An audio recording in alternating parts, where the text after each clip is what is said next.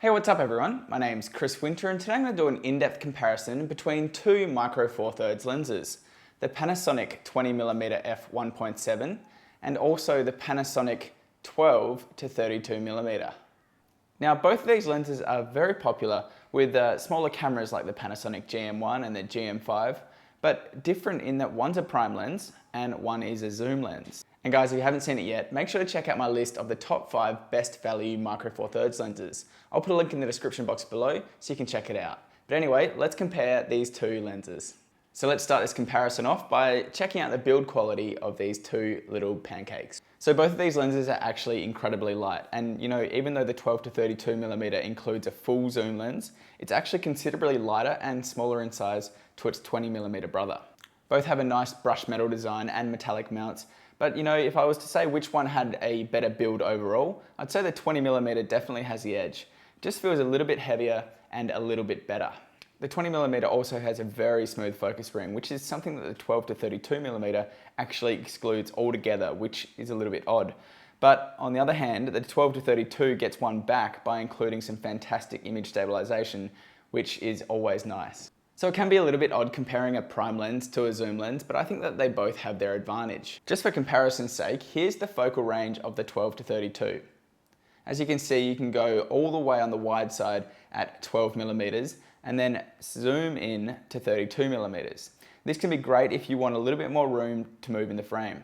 On the other hand, this is the 20mm, and as you can see, that's the focal length you get. It's only 20mm. So if you want to move forward or back, you actually have to move your feet forward or back.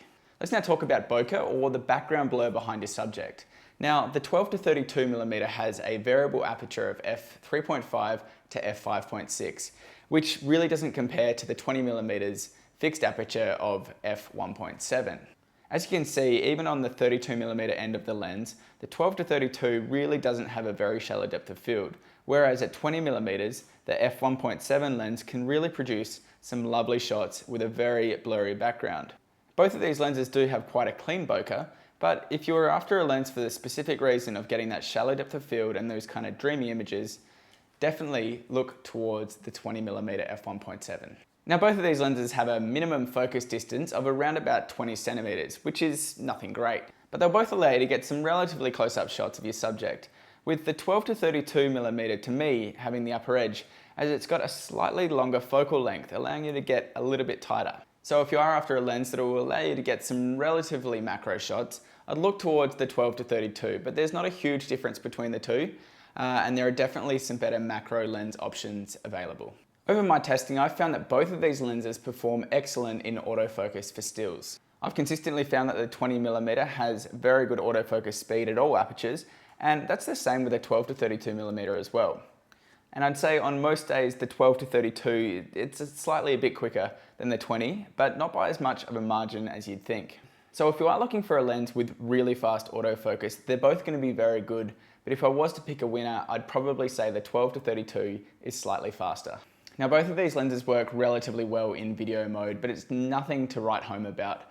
But if I was to say which one was a little bit better again, it's probably going to be the 12-32. With its really wide aperture of f1.7, the 20mm has a much shallower depth of field, and you've got to remember that, and it can sometimes struggle to change focus. As you can see here, it can be a little bit slow, especially compared to something like my Canon 70D, which is filming me right now, and that has a dual pixel sensor on there, which is pretty much dedicated for video. These ones definitely aren't dedicated for video, but they can work if you take it a little bit slow. So let's now take a look at a few of the images that I've taken with both the 12-32 and the 20mm lens. As you can see, there's quite a difference in the overall look between the two lenses. Both do produce very sharp images though, especially for their price range, and I really think that both reproduce color very, very nicely. It's pretty obvious though that one of the big differences between these two is that you do have that ability to get a very shallow depth of field and the ability to be able to separate your subject from the background with the 20mm. Now I really think that both of these lenses have their own purpose and are definitely great choices for any micro four thirds camera, especially if you're going to be getting a very small body like the GM1 or the GM5. They just pair up so well because they're very small but still have really nice image quality. So of course, one thing to consider when you're looking at picking up one of these lenses is of course the price and also the value for money. As you'd expect, the 12-32 is the cheaper option, coming in at around $100 less than its faster brother. Currently on Amazon, you can pick up the 12-32 for around about $185, whereas the 20mm comes in at around about $265.